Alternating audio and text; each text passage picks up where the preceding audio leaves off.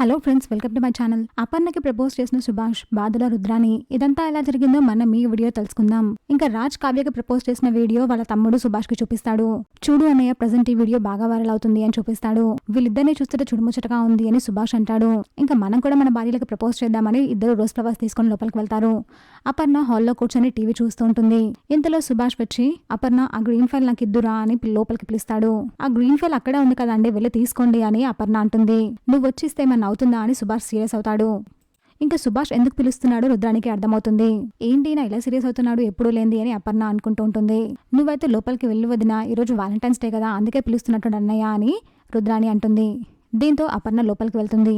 ఏంటండి ఏమైంది అని అపర్ణ అడుగుతుంది. అది ఈరోజు వాలంటైన్స్ డే కదా, ప్రపోజ్ చేద్దామని పిలిచాను, ఐ లవ్ యూ అపర్ణ అని సుభాష్ చెప్తాడు. దానికి అపర్ణ తెగ సిగ్గుపడిపోతుంది. నువ్వు సిగ్గుపడ్డం ఎప్పుడో చూశాను, మళ్ళీ ఈ రోజు చూస్తున్నాను అని సుభాష్ అంటాడు.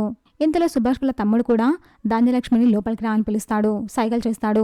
ఏంటి ఏమైంది మీకు అని ధాన్యలక్ష్మి అడుగుతుంది. నువ్వు లోపలికి రా అని పిలుస్తాడు. ఇంకా ధాన్యలక్ష్మి కూడా లోపలికి వెళ్తుంది. అసలు ఏమైందండి మీ అన్నదమ్ములకి, అలా సైగలు చేస్తున్నారంటే హాల్లో అందరు ఉన్నప్పుడు అని ధాన్యలక్ష్మి అంటుంది. ఇంకా రోజ్ ఫ్లవర్ తీసి ఐ లవ్ యూ అని ప్రపోజ్ చేస్తాడు ధాన్యలక్ష్మి వాళ్ళ భర్త. అది చూసి ధాన్యలక్ష్మి తెగ సిగ్గుపడిపోతుంది. కానీ హాల్లో కూర్చున్న రుద్రాని మాత్రం నాకే ఏ ముచ్చట లేకుండా పోయింది, నేను ఒక్కదాన్నే, నాకు భర్త లేడు ఏమీ లేడు అని బాధపడుతూ ఉంటుంది. చూసాగా ఫ్రెండ్స్, మరి ఏం జరగబోతుందో. ఇలాంటి జెన్యూన్ అండ్ రెగ్యులర్ అప్డేట్స్ కోసం మా వీడియోకి లైక్ చేసి ఛానల్ని సబ్స్క్రైబ్ చేసుకోండి.